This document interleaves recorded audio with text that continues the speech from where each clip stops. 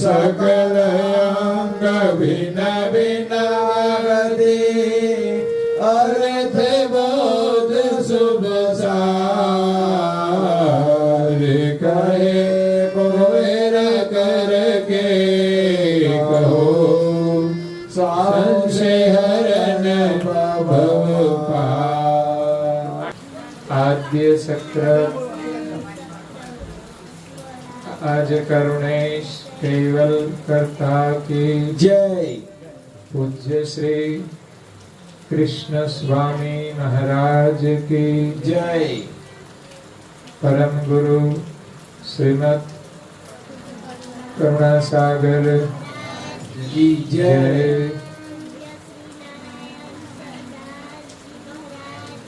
जय कुबेराचार्य महाराज की जय। जय जय दाय की जय। गादी सारसापुरी की जय। श्री कैवल धाम की जय। कथा सत्संग प्रारंभ समय का सत कैवल साई। પગે લાગવાનું છે આપણે ખોળામાં આ રીતે ખુલ્લા હાથ રાખો બધા અને 3 વાર પગે લાગવાનું. સત કેવલ સાહેબ, સત કેવલ સાહેબ, સત કેવલ સાહેબ. બે હાથ જોડીને બધા બોલો જો સત કેવલ સાહેબ. બાજુમાં બેઠા છે એમને પણ કહેજો સત કેવલ સાહેબ. આજુબાજુ બેઠા છે એમને હાથ જોડીને કહેજો. બાજુમાં બેઠા છે એમના સામે જોઈને કહો હા એમ. सरासिन के जन्म मरण में युगन युगन वही जाए। ऐसी कष्ट सोपन से मिलो नहीं क्यों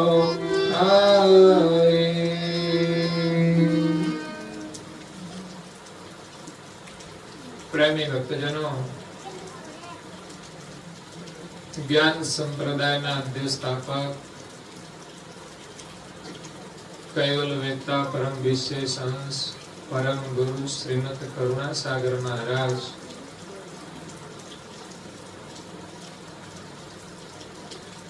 જે વિશ્વના ગુરુ છે, જગત ગુરુ, જગતના જીવોનું કલ્યાણ કરવા માટે સર્જનહાર કૈવલ કરતાનો હુકમ લઈ આ વિશ્વમાં 14 લોકની અંદર અંતરિક્ષમાં રહેલા અને પૃથ્વી ઉપર 7 દ્વીપમાં દિવ્ય દેહ ધારણ કરી અને પ્રગટ થયા. આપણે રહીએ છીએ એનું નામ છે જંબુદ્વીપ. ભરત ખંડ કહેવાય, ભારત દેશ.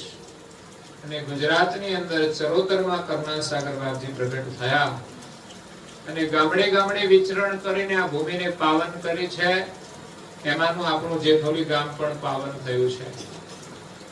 જેઠોલી ગામની અંદર પણ પરમ ગુરુના પગલા પડ્યા છે અને એના પાવન પગલાથી જ આજે આ ગામની અંદર એમના મંદિરનું નિર્માણ થયું છે, એમની સ્થાપના કરવામાં આવી છે અને બિરાજમાન થયા છે. એટલે એમના આશીર્વાદ લેવા માટે આપણે જ્યારે પણ સમય હોય, દરરોજ સમય મળે નહીં તો અઠવાડિયામાં એકવાર સમય મળે. અગર તો અહીંથી આપણે ડેરી સુધી જતા હોઈએ કે ગામમાં ગયા હોઈએ તો પણ દર્શન કરીને આવીએ તો એમના આશીર્વાદ આપણને મળે છે. પરમ ગુરુ કરુણાસાગર માત્ર આપણા ગામના જ ગુરુ છે એવું નહીં, એ તો આખા વિશ્વના ગુરુ છે અને આખા વિશ્વને આશીર્વાદ આપવા માટે આવ્યા છે. એટલે પરમ ગુરુના દર્શનનો લાભ છે કે એમના આશીર્વાદથી આપણને જ્ઞાનની પ્રાપ્તિ થાય. ગુરુ દર્શનનું મહત્વ છે કે આપણને જ્ઞાનની પ્રાપ્તિ થાય. આપણા બાળકો સ્કૂલમાં જશે તો જ્ઞાન મળશે ને, ત્યાં શિક્ષકને મળશે તો એને શિક્ષણ મળશે. એમ અહીંયા પરમ ગુરુના દર્શન કરીએ અને સંતોને મળીએ તો આપણને જ્ઞાનની પ્રાપ્તિ થાય છે. પરમ ગુરુ કરુણાસાગર મહારાજે જગતના જીવોને જ્ઞાન આપવા માટે 15 ગ્રંથો બનાવ્યા છે. એટલે એમણે આપેલું જ્ઞાન તો છે જ, અને એ જ જ્ઞાન સંતો પીરસી રહ્યા છે. એટલે જ્ઞાન તો પરમ ગુરુનું છે, અમે તો માત્ર એમાંથી પીરસવાનું કામ કરીએ છીએ. એટલે આજે આપણા ઘરે કૈવલધામવાસી મંગળસિંહ ની સ્મૃતિમાં સદગત આત્માની શ્રદ્ધાંજલિ રૂપે આજના દિવ્ય સત્સંગનું આયોજન કરવામાં આવ્યું છે કે જે સત્સંગ દ્વારા આપણને પરમ ગુરુનું જ્ઞાન મળે, જ્ઞાન દ્વારા સદગત આત્માને શ્રદ્ધાંજલિ પ્રાપ્ત થાય, અને સાથે સાથે પાછળ જે પરિવારજનો છે એને સાંત્વના મળે, સહાનુભૂતિ મળે અને આશીર્વાદ મળે, જેથી પરિવારના સભ્યોનું કલ્યાણ થાય. અહીંયા તો જે કોઈ સત્સંગ શ્રવણ કરવા આવે એ દરેકનું કલ્યાણ થાય છે. સત્સંગ શ્રવણ કરેલા જેટલા પણ શબ્દો છે એમાં એક પણ શબ્દ નિષ્ફળ જતો નથી. એક એક શબ્દ આપણને લાભ આપનારો છે, આપણું કલ્યાણ કરનારો છે. આજે માત્ર સાંભળવાની ક્રિયા થઈ હોય, પરંતુ સમય જતા એ આપણને સમજણ આપે છે, આપણા જીવનની અંદર, આપણા વ્યવહારની અંદર આવે છે અને આપણું કલ્યાણ કરે છે. કોઈ વૃક્ષના બીજક હોય, એ બીજ પડ્યા હોય તો ગમે ત્યારે એ ઉપયોગી થાય છે. એને જમીનમાં વાવવામાં આવે તો એમાંથી મોટું વટવૃક્ષ બને છે. એમાં આજે આપણી પાસે પડેલા આ વિચારના બીજકો જ્યારે કર્મની ભૂમિકામાં વવાશે ત્યારે એના ફળ આપણને પ્રાપ્ત થશે. સારું કામ કરવા માટે સારા વિચારની જરૂર છે. સારા વિચારની પ્રાપ્તિ માટે સત્સંગની જરૂર છે, કથા શ્રવણની જરૂર છે, ગ્રંથોના અધ્યયનની જરૂર છે. જૂના સમયમાં શિક્ષણ નહોતું, ઓછું હતું, પણ વર્તમાન સમયની અંદર તો શિક્ષણનો ઘણો વધારો થયો છે. છતાં પણ સામાન્ય પરિવારના બાળકો કદાચ વધારે નહીં ભણી શકતા હોય, પરંતુ અભ્યાસ કરવો જોઈએ. કારણ કે ગરીબીમાંથી બહાર નીકળવા માટે અભ્યાસ એ જ મોટું માધ્યમ છે. આજે ઘણા ગરીબ પરિવારના બાળકો સારું ભણીને એમના પરિવારને સુખી કરી શકે છે. બાકી તો મહેનત આપણે મજૂરી કરીએ, આપણા જીવનનું નિર્વાહ થાય છે. પરંતુ જો આપણે શિક્ષણ પ્રાપ્ત કરીએ તો સરળતાથી આપણે આપણા પરિવારનું પોષણ કરી શકીએ. અને માત્ર સંપત્તિથી જ સુખ નથી મળતું. ઘણીવાર પરિવારની અંદર ખાવાનું તો હોય છે, છતાં પણ દુખી હોય છે. કેમ? શિક્ષણ હોય છે તો પણ દુખી હોય છે. કેમ? તો કે સંસ્કારના અભાવે. લડાઈ ઝઘડા, કલેશ, મારું તારું. એટલે શિક્ષણ અને સંસ્કાર બંનેની જરૂર છે. પરમ ગુરુ આપણને આત્મ કલ્યાણનું જ્ઞાન આપવા માટે આવ્યા છે. આપણને જે શરીર મળ્યું છે, માનવ જીવન મળ્યું છે, એ કલ્યાણ કરવા માટે મળ્યું છે. તો કલ્યાણનો પણ વિચાર કરવો જોઈએ. ભગવાનમાં તો દરેકની શ્રદ્ધા હોય છે, પરંતુ જ્યાં સુધી કલ્યાણની ભાવના ન થાય ત્યાં સુધી કલ્યાણ થતું નથી. એટલે એવું નથી કે જે ભણેલા છે એનું જ કલ્યાણ થશે, જે ધનવાન હશે એનું જ કલ્યાણ થશે. દરેકનું કલ્યાણ થાય છે, અમીરનું પણ કલ્યાણ થાય છે અને ગરીબનું પણ કલ્યાણ થાય છે. બાળકનું પણ કલ્યાણ થાય છે, યુવાનોનું પણ કલ્યાણ થાય છે અને વૃદ્ધોનું પણ કલ્યાણ થાય છે. ભાઈઓનું પણ કલ્યાણ થાય છે અને બહેનોનું પણ કલ્યાણ થાય છે. નથી થતું કોનું? તો કે આ 84 ની અંદર જે ગાયો, ભેંસો, બળદ ને ઘેટા, બકરા, મચ્છર ને માકડ ને એ થઈને જે ફરે છે એનું કલ્યાણ થવાનું નથી. મતલબ કે જેને જેને માનવ શરીર મળ્યું છે એ દરેકનું કલ્યાણ થઈ શકે છે, પરંતુ કલ્યાણ કરવાની ભાવના હોવી જોઈએ. ભગવાનમાં આપણી શ્રદ્ધા હોવી જોઈએ. સત્યના માર્ગે આપણે ચાલવું જોઈએ. જૂઠનો માર્ગ છોડી દેવો જોઈએ. જૂઠું બોલવાનું નહીં, જૂઠું કરવાનું નહીં, જૂઠું ખાવાનું નહીં, જૂઠું પીવાનું નહીં, જૂઠું કોઈનું લેવાનું નહીં. જો સત્યના માર્ગે ચાલીશું તો ચોક્કસ ભગવાન આપણને જે જરૂરિયાત હશે બધું આપશે જ. ખોટું કરવાથી પેટ ભરાતું નથી. લોકો લાખો રૂપિયા ખોટા લઈને ઘરમાં લાવે છે, છતાં પણ એને સંતોષ થતો નથી, એની ભૂખ મટતી નથી.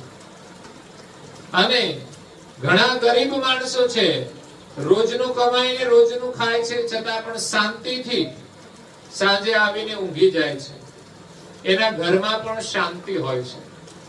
જ્યાં નીતિનો રોટલો છે એના ઘરમાં શાંતિ હશે. જ્યાં અનીતિ હશે ત્યાં પૈસા તો હશે પણ શાંતિ નહીં હોય. બંગલો હશે પણ શાંતિ નહીં હોય. એટલે આપણે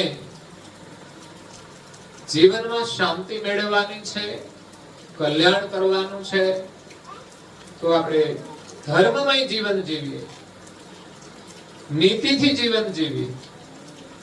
મેં કહ્યું કે ગરીબોનું પણ કલ્યાણ થાય છે. શબરીબાઈ ભીલ જ્ઞાતિના હતા, પણ એના પરિવારમાં સંસ્કાર નહોતા, એટલે લોકો ભીલ હતા તો જંગલમાં રહેતા અને પ્રાણી પશુઓનો શિકાર કરી, પક્ષીઓનો શિકાર કરી અને એનું ભોજન કરતા. તો એકવાર શબરીબાઈના લગ્નનો સમય હતો, એટલે ઘણા બધા પ્રાણીઓને લાવવામાં આવ્યા. શબરીબાઈએ પૂછ્યું કે આ બધા પ્રાણીઓ શા માટે લાવવામાં આવ્યા છે? તો તારા લગ્ન છે ને એટલે જે જાન આવવાની છે ને એને ખવડાવવા માટે. ત્યારે શબરીબાઈની અંદર પૂર્વજન્મના સંસ્કાર હતા. ગયા જન્મમાં એક રાજાની રાણી હતી. એક દિવસ રાજા સાથે જતા હતા, રસ્તામાં સત્સંગ ચાલતો હતો. રાણીએ કહ્યું ચાલો આપણે સત્સંગમાં જઈએ. રાજા કે ભાઈ આપણા માટે યોગ્ય સ્થાન ના હોય એટલે આપણે ના જવાય. જો કે સત્સંગ માટે સ્થાનનું કોઈ મહત્વ નથી હોતું. જ્યાં પણ આસન મળે ત્યાં બેસીને સત્સંગ શ્રવણ કરવો જોઈએ. ત્યાં રાજાનું હું પદ છોડી દેવું જોઈએ. રાણીને અફસોસ થયો કે ધિક્કાર છે આ રાણી પદને, આ માનવ જીવનને, કે આ માનવ જીવન મળવા છતાંય, રાણી બનવા છતાંય સત્સંગનો લાભ ન મળે તો પછી આ રાણી પદ કે માનવ જીવન શું કામનું છે? ભગવાનને પણ પ્રાર્થના કરી, ભગવાન મને કોઈ પણ વર્ણમાં જન્મ આપજે, પણ મને સત્સંગનો લાભ મળે એવો જન્મ આપજે.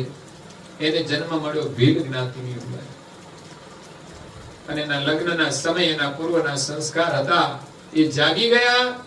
લગ્ન વખતે જે સંબંધીઓને ખવડાવવા માટે પ્રાણી લાવ્યા હતા, માંસ ખવડાવવાનું હતું. માંસ ખવાય? ના ખવાય. શરાબ પીવાય? ના પીવાય. મસાલા ખવાય? થોડા થોડા ખવાય કે ના ખવાય.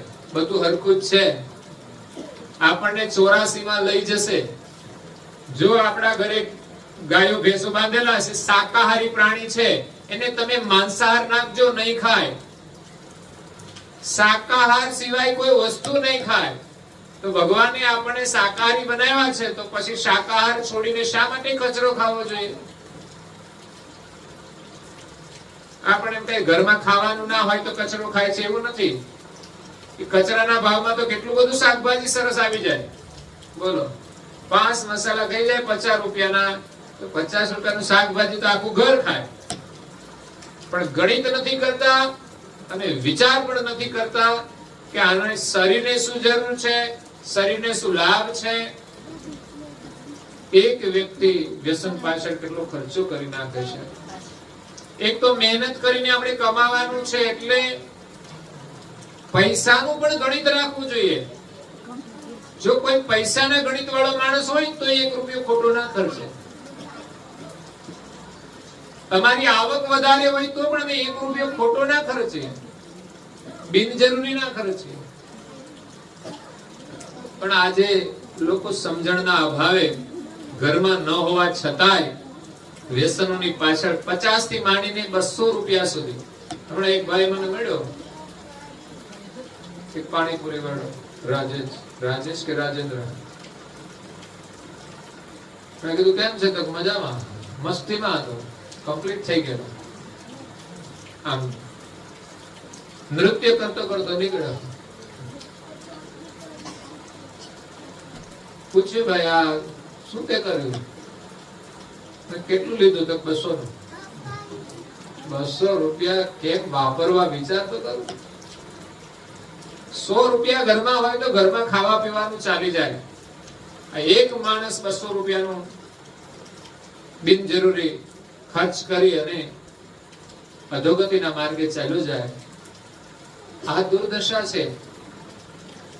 અજ્ઞાનતાના કારણે, શિક્ષણના અભાવે, સંસ્કારના અભાવે, કુસંગના કારણે.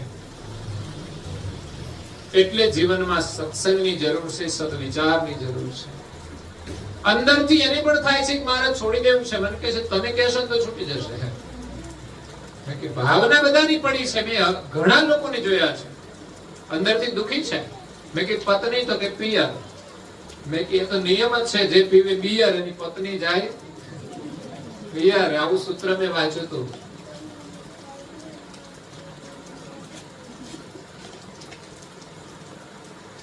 કે બાળકોની પણ દુર્દશા છે. આ તો કુદરતી આફત છે. બાળકોના માટે પણ, આ પરિવાર માટે પણ કુદરતી રીતે મૃત્યુ થયું તો મોટી આફત કહેવાય. ઘરની અંદર એક કમાનાર વ્યક્તિ હોય, પાછળ 3-4 બાળકો, પત્ની, બધાના માટે ઘણું દુઃખ કહેવાય. અને આવી પરિસ્થિતિમાં એમની સહાય કરવી એ ધર્મ છે. લોકો આજે કેટલા પૈસાનો વ્યય કરે છે વ્યસનોની પાછળ, ફેશનોની પાછળ, સામાજિક પ્રસંગોની પાછળ.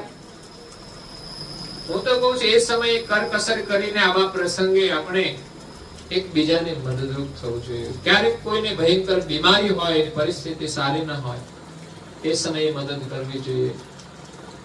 અને કમાનાર ન રહે અને પછી પરિસ્થિતિ આવે, ઘર કેમ ચલાવવું? બહુ મુશ્કેલ કામ છે. અત્યારે માણસને મિનિમમ 200 રૂપિયા તો એને કમાવા પડે ત્યારે ઘર ચાલે. 3-4 બાળકોના કપડા લેવાના હોય અને જમવાનું હોય, કેટલો ખર્ચો છે આખા વર્ષનો. અમીરોને એક છોકરા છે. હું તો કોકના છોકરાને કંઈક મદદ કરવી જોઈએ, આપણા છોકરા માનીને. અને એના આશીર્વાદ એમના છોકરાને મળે, એને સદબુદ્ધિ મળે, એને સારા સંસ્કાર મળે, અને કોઈને સહાય મળે. આપણે પૈસાને ઉડાડી જ નાખવાના છે વધારાના દેખાવ કરવામાં. એની જગ્યાએ જરૂરિયાતમંદ લોકોને થોડી મદદ થઈ જાય, એ બહુ મોટો ધર્મ છે. એટલે મંદિરમાં જવું જોઈએ, પણ જીવનમાં આવા પ્રસંગોની અંદર પણ આપણે એકબીજાને સહભાગી બનવું જોઈએ. તો પરમ ગુરુ કરુણાસાગર મહારાજ જ્ઞાન આપવા માટે આવ્યા છે કે જેથી માણસનું જીવન બહુ સરળ બની જાય, બહુ સહજ બની જાય અને સુખી બની જાય, એનું કલ્યાણ થઈ જાય. પછી આ જીવને ગાયો, ભેંસો, બળદ, ઘેટા, બકરામાં ભટકવું ના પડે. તો શબરીબાઈ ગરીબ હતા છતાં પણ એનું કલ્યાણ થયું. કેવી રીતે થયું? એને વિવેક કર્યો. લગ્નના સમયે જે એક તો ખોટો ખર્ચ અને મૂંગા પ્રાણીઓની હત્યા કરીને કોઈને ખવડાવવા એ મહાપાપ છે. કે ખાવું એ પણ મહાપાપ છે અને કેટલાય જીવોની હત્યા કરવી એ મહાપાપ છે. ખાવાની પરંપરા અને સંસ્કાર છે તો જીવોને મારવા પડે ને.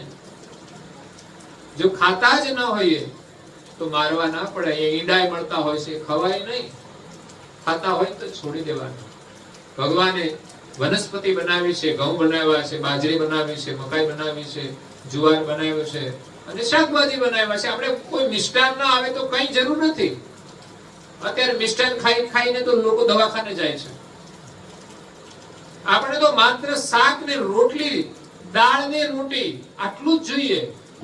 બસ ભગવાન એટલું આપેલી દાળ રોટી. દાળ રોટી ખાઓ, હરિ કે ગુણ ગાઓ, ભગવાનનું નામ લો, તમે સુખી રહેશો, સ્વસ્થ રહેશો.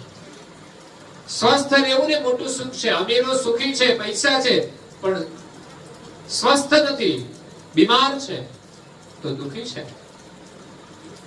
મોટી મોટી હોસ્પિટલોમાં જાય તો પણ દુખી છે. બીમારીઓ ભયંકર છે. અહીંયા જુઓ તમે, કોઈ જાડા માણસ નહીં જોવા મળે. બીમારી છે. જાડા થવું એ બીમારી છે, કારણ કે તમે પરિશ્રમ કરો છો. એટલે તકલીફ તો છે ને ઉઠવા બેસવામાં. નહીં તો અમીરોના વિસ્તારમાં જઈએ એટલે 10 જણાને ખુરશી બેસાડવા પડે. એ તકલીફ છે. એટલે ભગવાન તમારું બધાનું સ્વાસ્થ્ય સારું રાખે. અને એક આપણે બસ અમીર હોય કે ગરીબ, કુસંગથી ખોટા માર્ગે પૈસાનો વ્યય નહીં કરવાનો. જીવનમાં ગણિત રાખવાનું. જ્યાં જરૂર હોય ત્યાં પૈસા ખર્ચવાના, પણ ખોટા માર્ગે 1 રૂપિયો, 1 પડીકીનો પણ નહીં વાપરવો જોઈએ. મજૂરી કરવા જઈએ ને તો માલિક પાસેથી પડીકીઓની આશા નહીં રાખવાની. ન ખાતા હોય એની નહીં લઈ લેવાની, નહીં તો બરબાદ થઈ જઈશું. ઘણીવાર મજૂરોનું કામ કેવું, તો કે બધા ખાવા માંડ્યા છે, આના વગર તો પછી ખેતી જ ના થાય. એ વાત ખોટી છે. આદત પાડી દીધી છે. બાકી જરૂર છે તમારે, હું તો કહું માલિક પાસે જમવાનું માંગો, પડીક્યો નહીં. મને ખબર છે, મેં ખેતી જોયેલી છે, કરેલી છે, કે ત્યાં મજૂરો આવતા એને બપોરે ભોજન કરાવતા.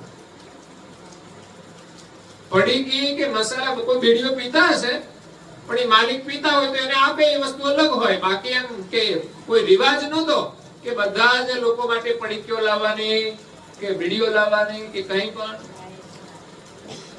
એટલે એ આદત છોડી ન ખાતા હોય તો આપણે છોડી દેવાનું, એના લેવાનું જ નહીં કરશું. અને જે ખાતા હોય એમને પણ છોડવા પ્રયાસ કરશો, ચોક્કસ છૂટી જશે. તમને જે તાકાત મળે છે એ અનાજમાંથી જ મળે છે, નહીં કે મસાલામાંથી કે નહીં કે પડીકીમાંથી. તમારે અનુભવ કરવો તો એક જ અઠવાડિયું કરો. 1 અઠવાડિયું તમારે માત્ર જ પડીકીઓ ખાવાની, કે મસાલા ખાવા હોય તો મસાલા ખાવાના. ખાવાનું બંધ કરી દેવાનું. પછી તમે જીવો છો કે નહીં. અને પછીના અઠવાડિયે તમે મસાલા છોડી દો અને ઘરમાં અનાજ, શાકભાજી ખાઈને જીવો. તમે જીવી શકો છો કે નહીં? અનેક લોકો જીવે છે. બાકી અનાજ ન ખાય ને તો અઠવાડિયા ઉકળી જાય. એટલે તમારી ભ્રાંતિ હોય કે અમને આનાથી એનર્જી મળે છે, વાત ખોટી છે. એ તો તમને નશો ચડે છે, એનો આદત પડી ગઈ છે. છોડી દો. થોડા દિવસમાં તમે મુક્ત થઈ જશો અને સ્વસ્થ થઈ જશો. ગરીબીની દ્રષ્ટિએ પણ વિચારવું જોઈએ કે રૂપિયો પણ ખોટો વાપરવો જોઈએ નહીં. રોજના 10 રૂપિયા પણ તમે બચાવશો, 10 રૂપિયાનું કંઈક તમે ફળ લાવશો તો બાળકો બધા જ ખાશે. તમે એકલા મસાલાની અંદર પૈસા ખર્ચી નાખો, તમને આમ દર્દ થવું જોઈએ કે મારા ઘરમાં બાળકો છે, હું એકલો મસાલા ખાઉં છું. એની જગ્યાએ આ મસાલા છોડી 10, 20, 25, 50 રૂપિયાનું ફળ લાવો તો મારા બધા બાળકો ખુશ થશે. શબરીબાઈએ વિવેક કર્યો કે આ ભોજન તો ના કરાય, પરંતુ આવા વિવાહ જ મારે નથી કરવા. મારા વિવાહની અંદર જો આવું પાપ કરવામાં આવે તો કેવી રીતે સુખી થઈશ? મારો ગ્રહસ્થાશ્રમ કેવી રીતે સુખી થશે? આગલા દિવસે જાન આવવાની હતી ને રાત્રે, મોડી રાત્રે શબરીબાઈ ઘર છોડી માને કહીને નીકળી ગયા. પિતાને ના કહ્યું, નહીં તો જવા ના દે. પણ માનું હૃદય છે ને કોમળ હોય છે, કે દીકરીની જે વેદના હોય છે એને સાંભળે છે. સવારે ખબર પડી કે શબરી તો છે ને, શબર કુળ હતું એટલે શબરી કહેવાય છે, નામ તો હશે કઈ. તો શોધખોળ શરૂ કરી પણ મળી નહીં. તો ક્યાંય ને ક્યાંય નીકળી ગઈ. આખી રાત દોડતી જ રહી. એને વિરામ ન લીધો અને જંગલની અંદર કુટિયા બાંધીને રહે છે, ઝૂંપડી બાંધીને રહે છે. ભગવાનના ભરોસે જે નીકળી જાય છે ને એનું ભગવાન અવશ્ય ધ્યાન રાખે છે. એને ખાવાનું મળી જાય છે, કપડા મળી જાય છે, અને કંઈક રહેવાની ઝૂંપડી મળી જાય, આશ્રય મળી જાય છે. તો બીજું શું જોઈએ? જંગલમાં જઈને શબરીબાઈએ નાની ઝૂંપડી બાંધી લીધી અને ભગવાનનું ભજન કરે છે, સ્મરણ કરે છે. અને આ જંગલની અંદર ઋષિમુનિઓના આશ્રમો છે. એ આશ્રમે જવાનો જે રસ્તો છે ને રોજ સાફ કરે છે, આ સેવાનું કામ કરે છે. જંગલમાંથી ફળ મળી જાય તો એનાથી પણ જીવન નિર્વાહ ચાલી જાય છે. એ સેવા કરતા કરતા માતંગ ઋષિ હતા, એમને આશ્રય આપે છે. બીજા સંતો તો થોડા જ્ઞાતિ ભેદથી એને દૂર રાખતા હતા કે આ તો ભીલ વર્ણ છે, આમ છે, તેમ છે. પણ સાચા સંતોના માટે કોઈ વર્ણ નથી હોતું. જે વર્ણભેદ રાખે છે એની ભક્તિ નિષ્ફળ જવાની, અને વર્ણના ભેદભાવ વગર જ દરેકની સાથે જે સ્નેહ રાખે છે એની ભક્તિ સફળ થાય છે. ગંગા સતીએ પાનબાઈને કહ્યું છે,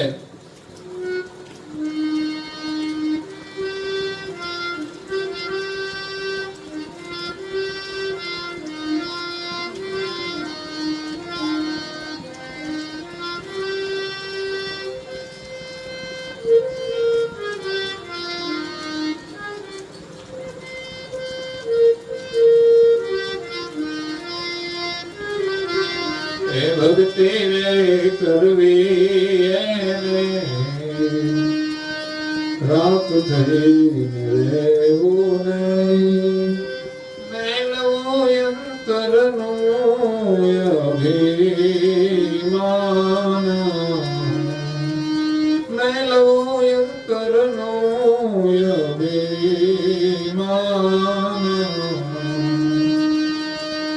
સતગુરુના શરણમાં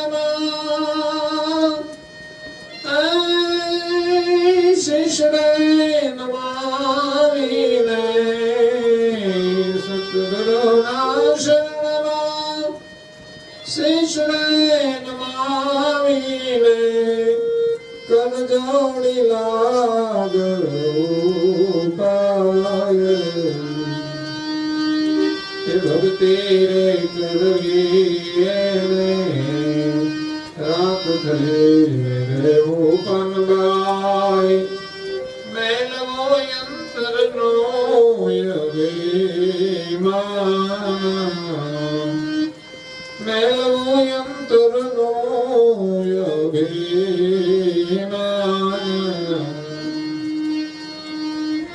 એ જાતિ પણ છોડીને આજાતિ ખાવું પાનબાઈ.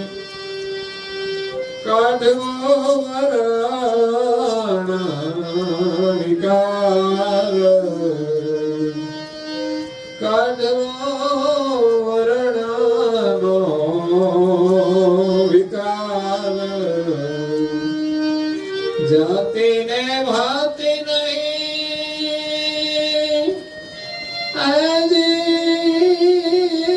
હરિ કેરા દેશમાં. જાતિને ભાતી નહીં હરિ કેરા દેશમાં. એવી રીતે રહેવું નિર્માણ. ભક્તિ રે કરવી એને રાપ થઈને ઉપમ ગાય મેલવો અંતરનો અભિમાન મેલવો અંતરનો અભિમાન.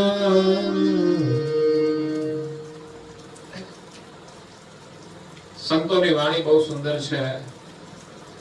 તમે જોયું છે આપણા ભજન પ્રેમીઓ છે બધા ભજન સરસ ગાતા હોય છે. બે વખત મંદિરે કર્યા હતા ભજન, અહીંયા પણ પેનડ્રાઈવ ચાલુ કરે. ઘરમાં બસ આવું જ વાગવું જોઈએ અને એના જ પ્રેમી બનવું જોઈએ. એમાં જ રસ છે, એમાં જ આનંદ છે. મસાલાની ક્યાં જરૂર પડે એમ છે આનંદ કરવા માટે. નાનું એવું ઇન્સ્ટ્રુમેન્ટ લાવી દો ને ઘરમાં મૂકી દો, વાગ્યા જ કરે, પછી તમારે કોઈ ખર્ચો જ નહીં. આમ કહેલો તો ખર્ચો કરતા કરતાય ઉપાધિ છે. પૈસા ના હોય તો ચિંતા, બીમાર થઈ જાય તો ચિંતા. ભક્તિ કરવી એને રામ થઈને રહેવાનું છે, વિનમ્ર થઈને રહેવાનું છે, અહંકાર છોડીને ગરીબ થઈને રહેવાનું. ગરીબ એટલે આર્થિક રીતે નહીં. ગરીબ લોકોની અંદર સ્વભાવની અંદર બહુ નમ્રતા હોય છે. મેલું અંતરનું અભિમાન, અભિમાન રહિત થઈ અને આપણે ગરીબ તો છીએ જ. આપણી પાસે જ્ઞાન નથી તો ગરીબ છીએ. તો યાચના કરવાની છે. જેમ ભિખારી એક યાચના કરે એમ આપણે ભગવાન પાસે જ્ઞાનની યાચના કરીએ, ભક્તિના પ્રેમની યાચના કરીએ. માગું પ્રેમ ભક્તિ ચરણ સેવા, યશ ગાવા અનુભવ ગતિ. સદગુરુના ચરણમાં શીશ નમાવી ભક્તિ કરવા માટે જરૂર છે સદગુરુની. એમના ચરણમાં આપણું મસ્તક ઝુકાવી કર જોડી લાગવું પાય, બે હાથ જોડીને પગે લાગવું. આ બહુ મહાન કાર્ય છે, ઉત્તમ સંસ્કાર છે. એટલે હું કહું છું કે જ્યારે સમય મળે ત્યારે તમે અવશ્ય મંદિર આગળ આવો ને તો દર્શન કરવા આવજો. તમને આશીર્વાદ મળશે, તમારી ભાવિ પેઢીને સારા સંસ્કાર મળશે.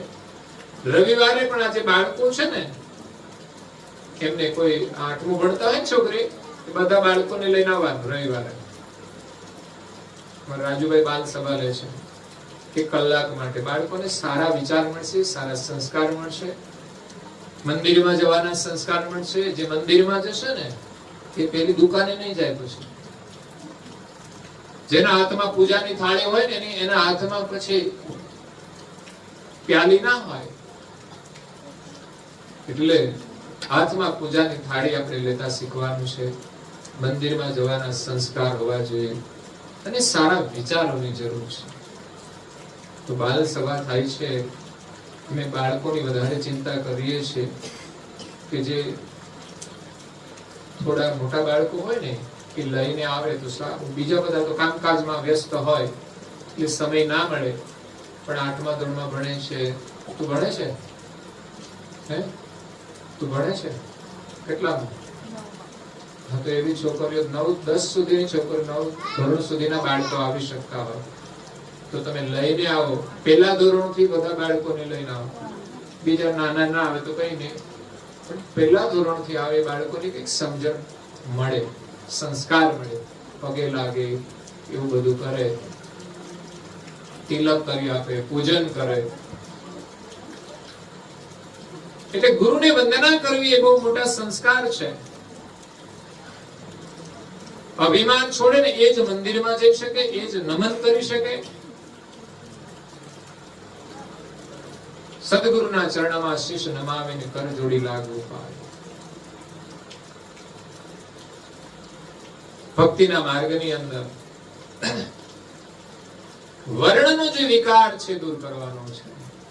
જ્ઞાતિ ભક્તિની અંદર ના હોય. સમાજની વ્યવસ્થા પ્રમાણે દરેક સમાજમાં દરેકનો વ્યવહાર હોઈ શકે, પણ એ દીવાલો તૂટવા માંડી છે. કોઈનું નથી ચાલતું. પરંતુ ભક્તિ માર્ગની અંદર કોઈ ભેદ ના હોવો જોઈએ. કોઈ પણ વર્ણની વ્યક્તિ એ મંદિરમાં જઈ શકે છે. હા, ત્યાં જઈને અભદ્ર વર્તન ન કરવું જોઈએ. તો પછી એને પ્રવેશ માટે પ્રતિબંધ. એ જ શુદ્ર છે. ઉચ્ચ વર્ણનો હોય કે નીચ વર્ણનો, જેનું વર્તન સારું નથી, અભદ્ર વાણી હોય, અભદ્ર વ્યવહાર હોય, એ જ શુદ્ર છે. શુદ્રે અંદર પ્રવેશ કરવો.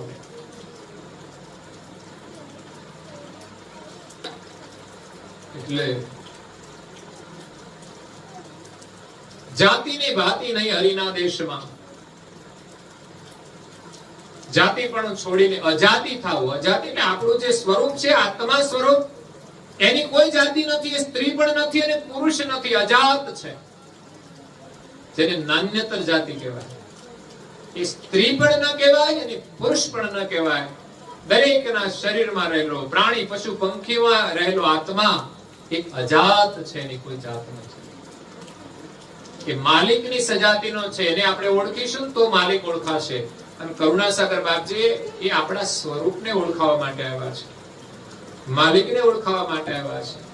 અને માલિક મળી જાય તો આનંદ, આનંદ ને આનંદ છે.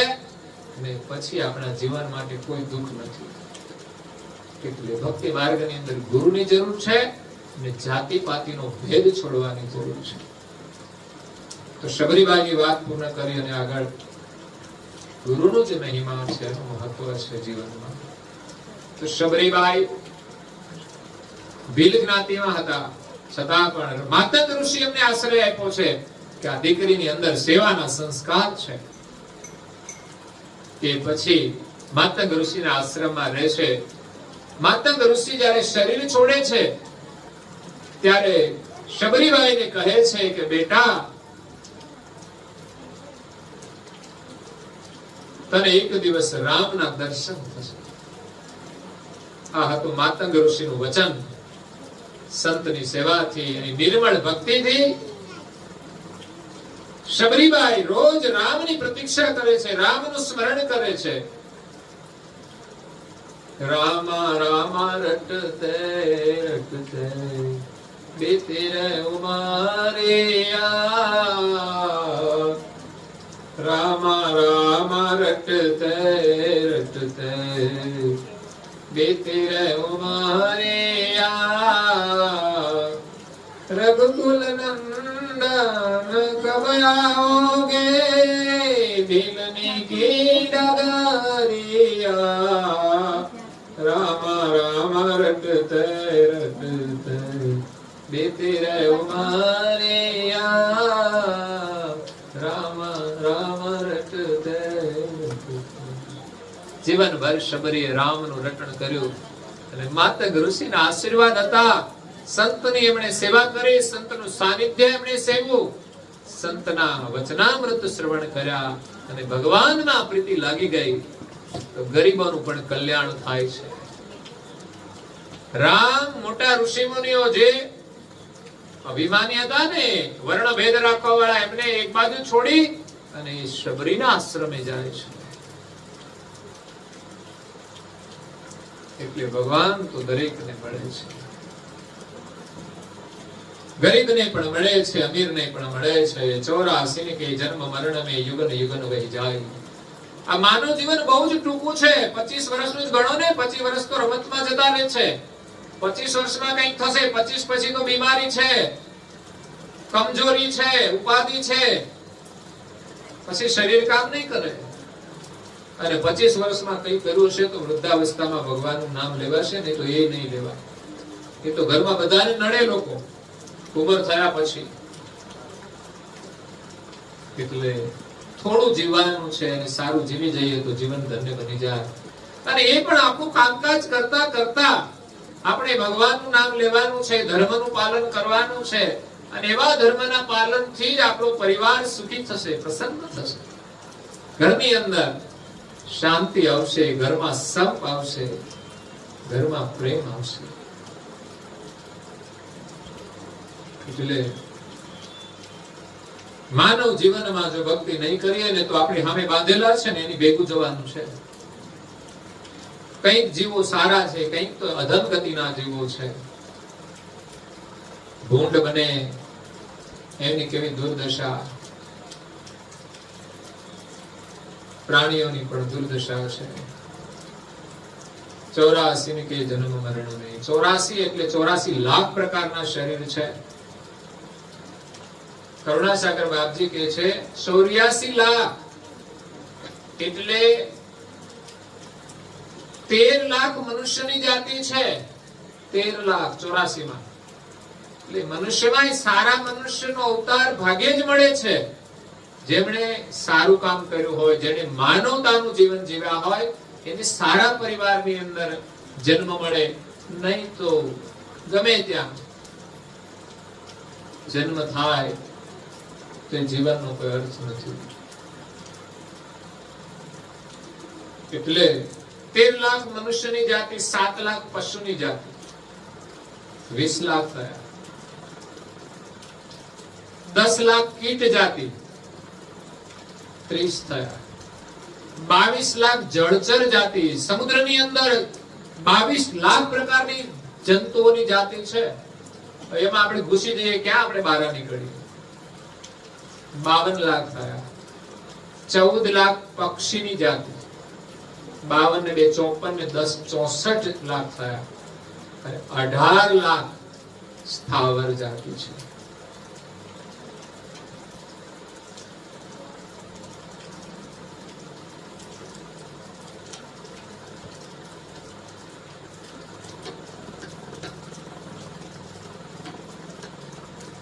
કુલ મળીને 84 લાખ પ્રકારના શરીર છે.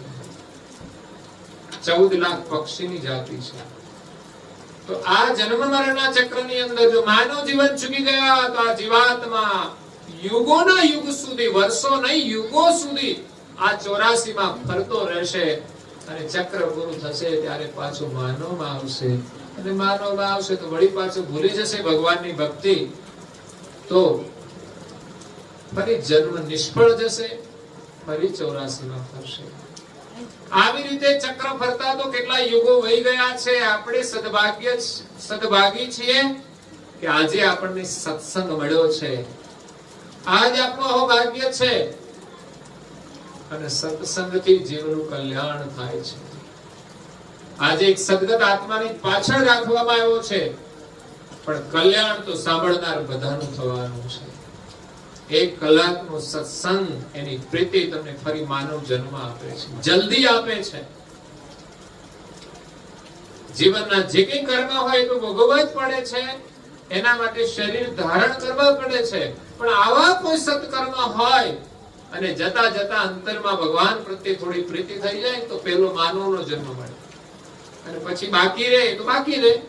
પણ માનવનો જન્મ મળ્યા પછી જો કંઈક સારું કામ થઈ જાય તો 84 પણ છૂટી જાય.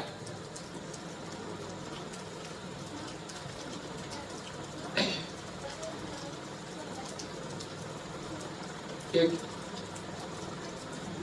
શેઠે એમ કહ્યું કે તમે જીવનમાં એક સારું કામ કર્યું છે અને બીજા કોઈ સારા કામ નથી કર્યા, એટલે તમારે કયું કર્મ પેલું ભોગવવું છે? સારા કર્મ માટે તમને સંતનું સાનિધ્ય પ્રાપ્ત થશે અને ખોટા કર્મ માટે તો તમારે નરકમાં જવું પડશે. તો પહેલું મને જે સુકૃત કર્યું છે પુણ્ય, એને લઈને તમને સ્વર્ગ મળશે. સ્વર્ગના તમે રાજા બનો થોડા સમય માટે, 2-3 કલાક માટે. તો કે છે મારે બસ 2-3 કલાક માટે સ્વર્ગના રાજા બની જાવ, પછી તો નરકમાં જઈશું, પણ પહેલા રાજા બની જઈએ. એટલે સ્વર્ગનો રાજા બનાવી દીધો એમને. રાજા બનાવ્યો એટલે આખો ખજાનો એને મળી ગયો. પછી તો એમણે સમાજમાં વેચી દીધો, પુણ્યદાન કરી દીધું. તો કેટલું બધું ભેગું થઈ ગયું સારું કામ. ફરી પાછું સારું જન્મ મળવાનું સુકૃત થઈ ગયું. એટલે નરકમાં જવાનું તો બાકી રહી જાય, પણ જીવનમાં સારા મોકા મળે ને સારું કામ થઈ જાય ને તો પાપમાંથી પણ આ જીવાત્મા છૂટી શકે છે. સદગુરુની કૃપા થાય ને તો પાપ કર્મમાંથી પણ મુક્તિ મળે છે. એટલે જીવનમાં સદગુરુની આવશ્યકતા છે. જેના જીવનમાં કોઈ સમર્થ ગુરુ નથી તો એને 84 માં જવું પડે છે. કારણ કે ગુરુની કૃપા વિના તો આપણે માનવ જીવન જીવી જ નહીં શકીએ. માનવતાનું જીવન નહીં જીવી શકીએ. પશુની જેમ જીવીએ તો જીવવાનો કોઈ મતલબ નથી. તો માનવતાનું જીવન જીવવા માટે સદગુરુ અને સદગુરુની કૃપા જરૂરી છે, સદગુરુનો સત્સંગ જરૂરી છે. આ 1 કલાકનો સત્સંગ તમારા પરિવાર માટે આશીર્વાદરૂપ છે, સદગત આત્માના શાંતિ માટે આશીર્વાદરૂપ છે. તેની આગળની યાત્રા પણ સુખદ રહેશે. આજના સત્સંગથી પરિવાર સાથેનો સંબંધ કદાચ આટલો જ માંડ્યો હશે એટલે એના નિમિત્તે આકસ્મિક રીતે એ શરીર છોડીને ચાલ્યા ગયા. આજે પણ આપણે જોઈએ છીએ કે આખા દેશભરમાં કઈ ને કઈ પ્રસંગો બને છે, કઈ લોકો કઈ પણ રીતે જતા રહે છે. એના પરિવારમાં પણ સમસ્યાઓ હોય છે. આ કુદરતી છે. એટલે દુઃખ તો છે, પણ ભગવાન તમને શક્તિ આપે. અને અમારાથી ખબર છે બની શકે એટલી બાળકોના માટે મદદ કરીશું જરૂરિયાત સમયે. તો ગુરુની આવશ્યકતા છે. ગુરુમાં શ્રદ્ધા હોવી જરૂરી છે. ગુરુ કરવા માત્રથી કામ નથી થતું. ઘરમાં મા બાપ છે ને, એના આશીર્વાદ હોય તોય બાળકો સુખી થઈ જાય. પણ મા બાપની અંદર શ્રદ્ધા અને પ્રેમ હોવો જોઈએ. મારા બાપ એટલે મારા ભગવાન છે, મને એને જન્મ આપ્યો છે, મને એને મોટો કર્યો છે. પછી પુત્ર હોય કે પુત્ર વધુ હોય, મા બાપ પ્રત્યે સ્નેહ નથી ને તો આશીર્વાદ નથી મળતા. પછી કદાચ એને માનવનો જન્મ પણ નથી મળતો. ઘણી વાર દીકરા તો માતા પિતાને બોલાવે, પણ પુત્ર વધુ હોય ને એ મોઢું બગાડે. તો આવી જ હું કામ અહીંયા? એમના મમ્મી જોડે સારું અને આમના જોડે મોઢું બગાડે, બોલે નહીં. કઈ વાંધો નહીં, જે કરવું હોય તે કરે, પણ ફરી માનવનો જન્મ નહીં મળે. કારણ કે તમે ઉચિત વ્યવહાર નથી કર્યો માનવને યોગ્ય.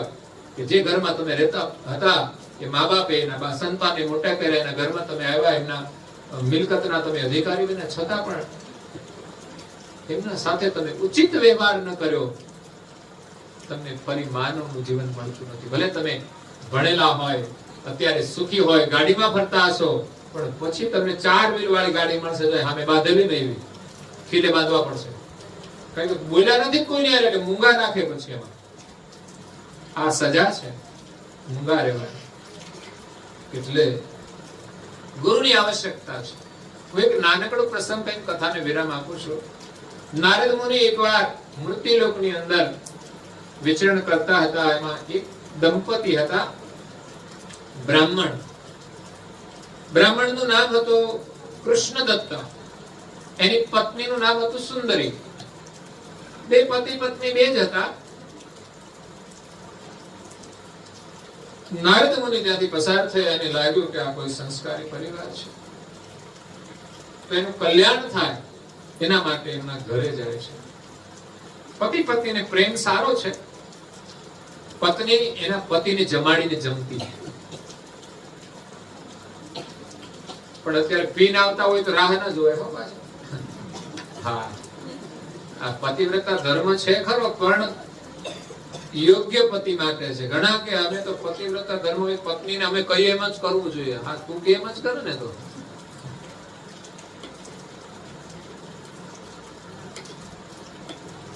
તો પતિને જમાડીને જમતી અને એની જે પ્રસાદી વધી હોય ને એ પણ એ સેવન કરતી. ઘરમાં મોટા ભાગે બહેનો ભાઈઓને જમાડતા. પેલા, અત્યારે કદાચ સાથે જમી લેતા હોય, પણ પેલા જમાડતા ભાઈઓ બધા જમી લે, પછી બહેનો બેસે, વધઘટ જે હોય એ બધું એ જમી લેતા. એમ ભાઈઓની વધેલી પ્રસાદી એમની પત્ની ગ્રહણ કરતી. તો જો ભોજન ના કર્યું તો પછી આમાં જવાનું. આમાં કોઈ નાના જીવડા થાય, કોઈ મોટા થાય.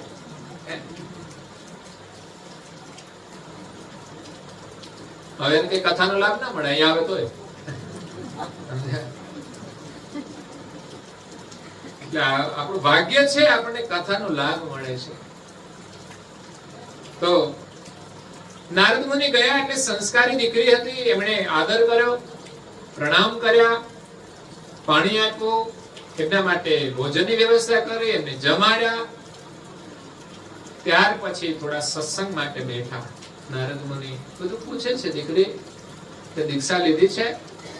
દીક્ષા એટલે સંન્યાસ નહીં, પણ ગુરુ દીક્ષા કહેવાય. ગુરુ મંત્ર તારી પાસે છે તો કોની પૂજા કરે છે? તો હું કઈ પૂજા તો મારા ઘરવાળાને કરું છું, પતિ એ જ પરમેશ્વર, બીજી કઈ મને બહુ ખબર નથી. તો કે ભાઈ આપણે ભગવાનનું ભજન તો કરવું જોઈએ, પરમેશ્વરનું ભજન તો કરવું જોઈએ, પતિની સેવા તો કરીએ પણ પરમેશ્વરનું ભજન કરવું જોઈએ અને જીવનમાં ગુરુ કરવા જોઈએ અને ગુરુ મંત્ર લઈ અને એનું સ્મરણ કરવું જોઈએ. મંત્ર એ દીક્ષા છે, મંત્ર જ આપણી રક્ષા કરે છે. મંત્ર એ મૂડી છે.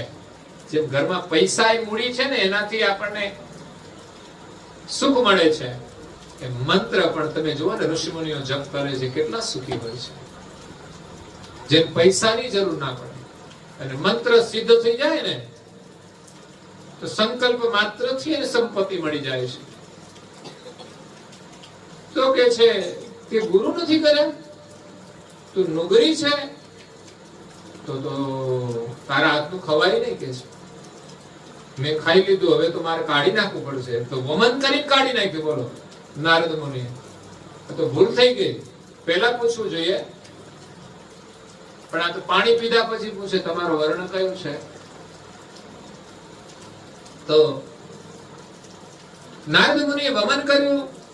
દીકરીને ખૂબ દુઃખ થયું કે એક સંતને મેં ભોજન કરાયું મારા હાથનું, પણ એને સ્વીકાર ન કર્યો. તો મારે ગુરુ કરવા જોઈએ. એમને જિજ્ઞાસા વ્યક્ત કરી કે મારે ગુરુ કરવા છે. તો નારદ મુનિ એમને વિધિવત દીક્ષા આપી, મંત્ર આપ્યો અને નિયમ આપ્યા કે નુગરાના હાથનું ખાવું નહીં, નુગરાનું એઠું ખાવું નહીં. હવે ઘરવાળાનું એઠું નહીં ખાવાનું. ઘરવાળા નુગરા છે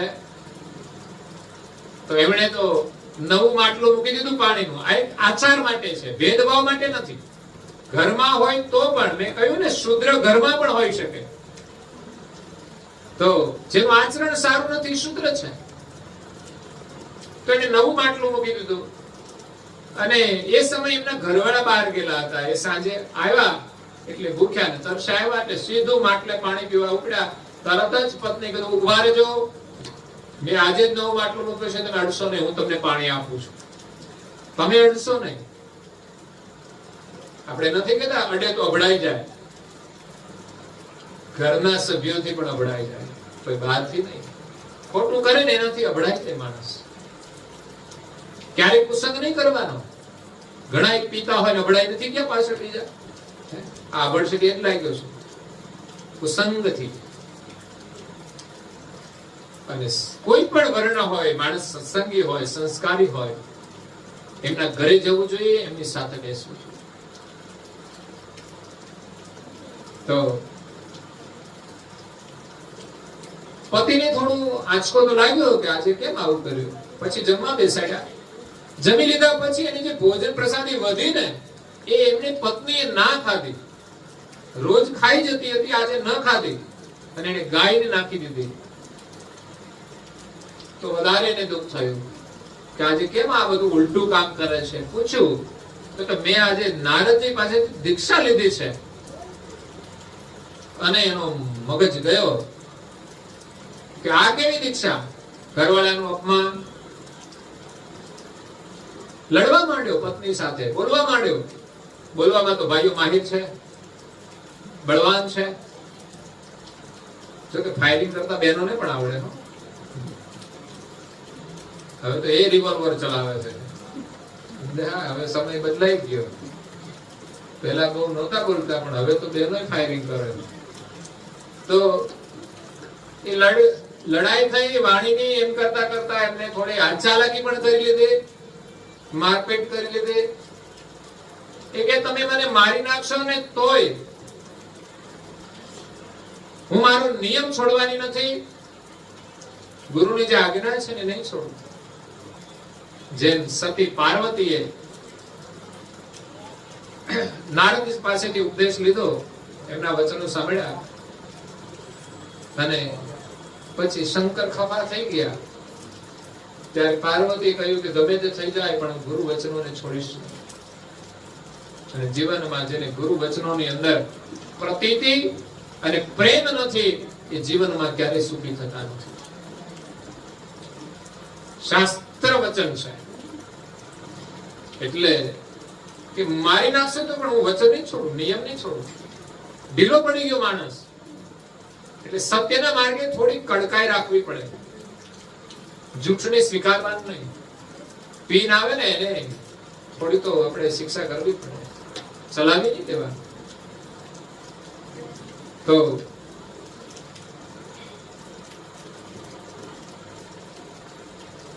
એમણે પણ બ્રાહ્મણ જે કૃષ્ણદત્ત હતો એમણે પણ દીક્ષા લેવાની ઈચ્છા વ્યક્ત કરી. એટલે સુંદરી તો ખુશ થઈ જાય છે. એમણે ગુરુદેવનું સ્મરણ કર્યું, નારદ મુનિનું. ત્યારે નારદ મુનિ તો બહુ અંતર્યામી હતા. એ તો ત્યાં હાજર થઈ ગયા અને કહે છે મારા ઘરવાળાને દીક્ષા લેવી છે. તો કે હવે નાઈ ધોઈને તૈયાર થઈ જાય અને તમે પણ ઘરમાં ચોખ્ખો કરી દો, બધું શુદ્ધ કરી દો. તો કૃષ્ણદત્ત તો નદીમાં નાવા જાય છે. એ સમયે લોકો નદીએ સ્નાન કરવા જતા. તો રસ્તામાં ગુરુ વિમુખી લોકોને મળ્યા. એ કઈ બાજુ ઉપડ્યો? તો કે જો ને મારા ગુરુ કરવા છે. તો ગુરુ વગરના લોકો તો કેવી શિખામણ આપે? ભાઈ ગુરુ ગુરુની શું જરૂર છે? અત્યારે ભાદરવો મહિનો છે, શ્રાદ્ધ પક્ષ છે. અત્યારે તો શ્રાદ્ધ કરીને પિતૃઓના આશીર્વાદ લેવાના હોય. ગુરુ તો ગમે ત્યારે થાય. આવા પાછા લોકોનું મગજ ફરતા વાર ના લાગે. એટલે તો નાયા વગર જ પાછો આવી ગયો કે છે આજે નહીં પણ આવતી અક્ષય નવમી આવે ત્યારે કે છે મારે ગુરુ કરવા છે. આજે તો મારે શ્રાદ્ધ કરવાનું છે. શ્રાદ્ધ પક્ષ ચાલે. ઈચ્છા વગર કોઈને દીક્ષા આપવામાં આવે તો એનું કલ્યાણ ના થાય. એટલે નારદ મુનિ તો નીકળી ગયા, કઈ વાંધો નહીં, તારી ઈચ્છા. તો 1 વર્ષ પછી પાછું આવવાનું. ત્યારે નારદ મુનિ ફરી અક્ષય નવમી ને દિવસે આવે છે. પણ એ આવ્યા ત્યારે ઘરમાં 2 માંથી કોઈની હાજરી નહોતી. બંને દેવલોક પામી ગયેલા. નારદ મુનિએ જોયું કે આ બંને ગયા ક્યાં? તો જે સુંદરી હતી, જેમને ગુરુ દીક્ષા લીધી હતી, જેનામાં ગુરુ ભક્તિના સંસ્કાર હતા, એ દીકરી એક રાજાને ત્યાં રાજકુમારી થઈને જન્મે છે. આ છે ભક્તિનું પરિણામ. માણસ મહેનત ગમે તેટલી કરે તો એ સુખી ના થાય. એ રાજકુમારી ના બની શકે, પણ જીવનમાં સારું કામ કર્યું હોય ને એ રાજાને ત્યાં જન્મ લે છે. સંસ્કારી રાજાને ત્યાં જન્મ લે છે. નહીં તો ઘણા તાનાશાહી રાજા હોય, દુર્ભાગ્ય હોય, એમને ત્યાં જન્મ થાય.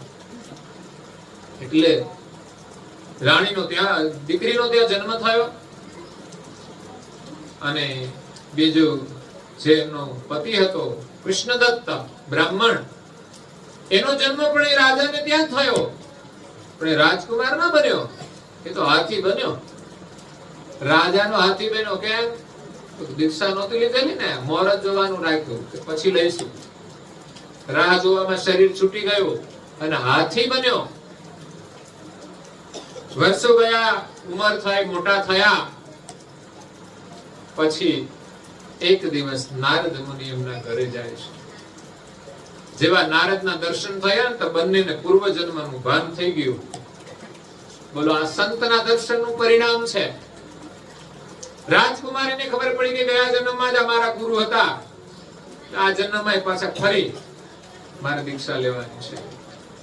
પણ પેલો હાથી કે હું શું કરીશ, મેં તો વાયદો કર્યો તો. હવે અફસોસ કરે છે, રડે છે. દુઃખ એ વાતનું છે કે આ રાજકુમારી મારી પત્ની હતી અને હું થયો હાથી. હવે તે કોઈ બીજાની પત્ની થઈ જશે એટલે એ પણ દુઃખ થાય ને. પોતાની પત્ની બીજાની થઈ જાય ખબર પડે તો બીજા જન્મમાં દુઃખ થાય. હાથીમાં જાય તો એ દુઃખ થાય. એટલે રડે છે. શું? જ્યારે નારદ મુનિ પાસે જાય ત્યારે પ્રણામ કરે છે.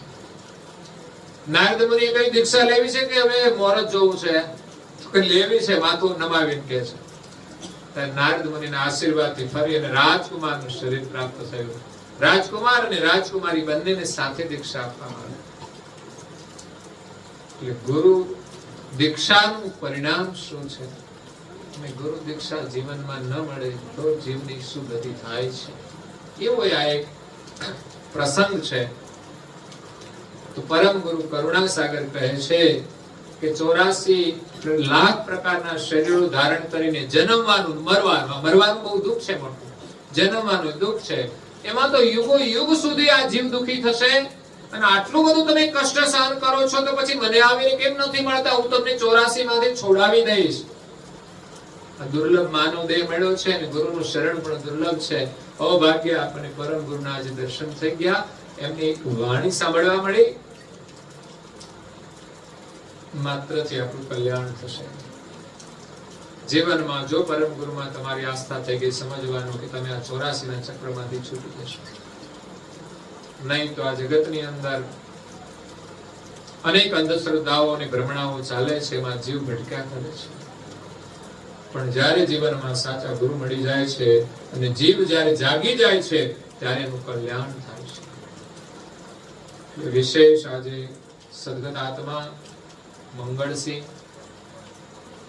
નાની ઉંમરમાં નાના બાળકોને, એમના ધર્મપત્નીને છોડીને ચાલ્યા ગયા છે અને બહુ જ મોટી ખોટ પરિવારને, એના પિતાજી છે એને માટે પણ દુઃખદ છે. પિતાની હાજરી હોય ને પુત્ર જાય એ પણ દુઃખદ વાત છે.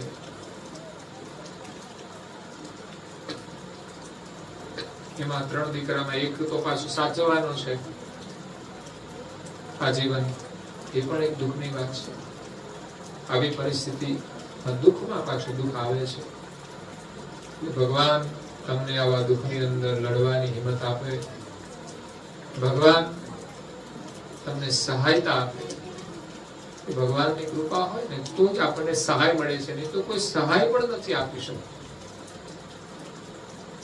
કોઈ ભિખારી હોય ને એને ભીખ ત્યારે મળે કે જ્યારે ભગવાનની દયા હોય ત્યારે એની તો ભીખ પણ ના મળે. એમ પરમ ગુરુના શરણમાં પ્રાર્થના કરું છું કે એના જીવનમાં આવેલી જે મુશ્કેલીઓ છે એમાં કૃપા કરજો અને બાળકોનો ખ્યાલ રાખજો, એમનું ભવિષ્ય સારું થાય એના માટે પરમ ગુરુના ખૂબ આશીર્વાદ છે. આપ સૌને, પરિવારને, બધાને પરમ ગુરુના ખૂબ આશીર્વાદ સાથે અહીંયા અમારી વાણીને વિરામ આપું છું. અસ્તુ સત્ય સાધુ. આદ્ય સક્ર સ્વરાજ કરુણે સત્કૈવલ કરતા કી જય.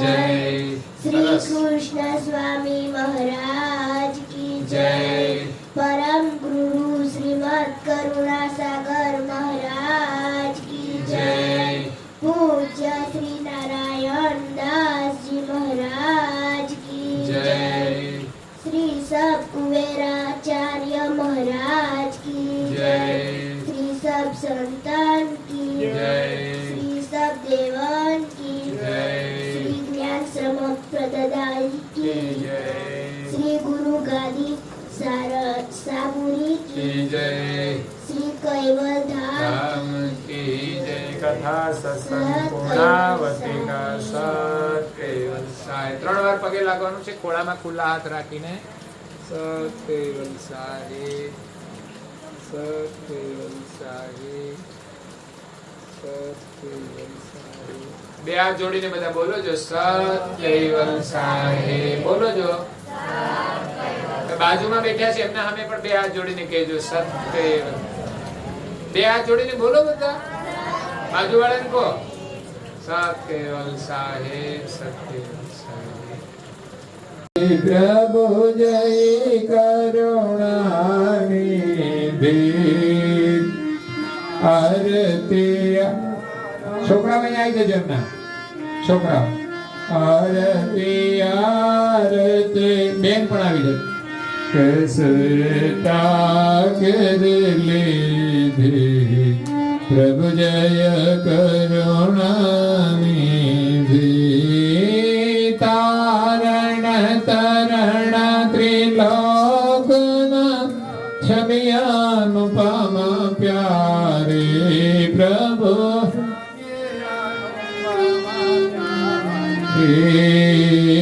અનેક જનોની અરદે. બોલ છોકરે. અંતર લીધી પ્રભુ જય કરુણાનિધિ. અખંડ અનાદિ પદને જાણ સહિત દીધે પ્રભુ. બોલ બોલ, તને આવડે સારું. શરણા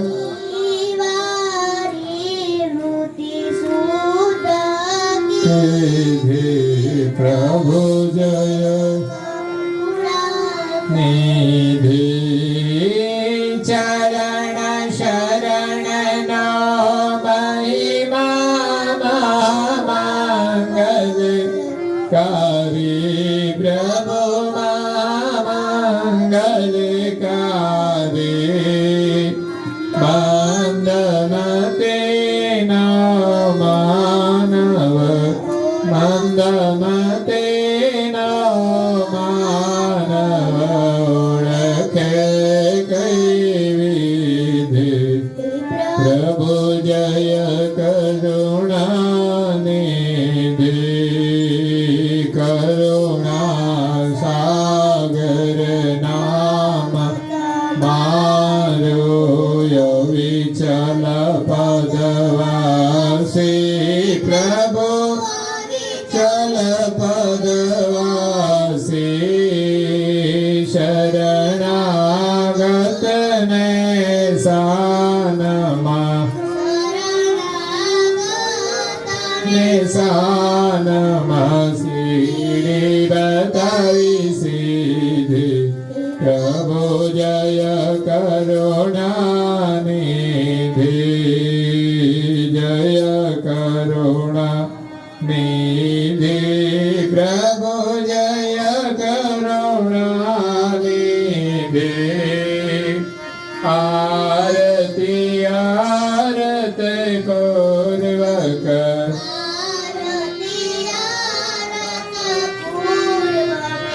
સુરતા કર લીધે પ્રભુ જય કરુણા નિધિ પ્રભુ જય કરુણા નિધિ પ્રભુ જય કરુણા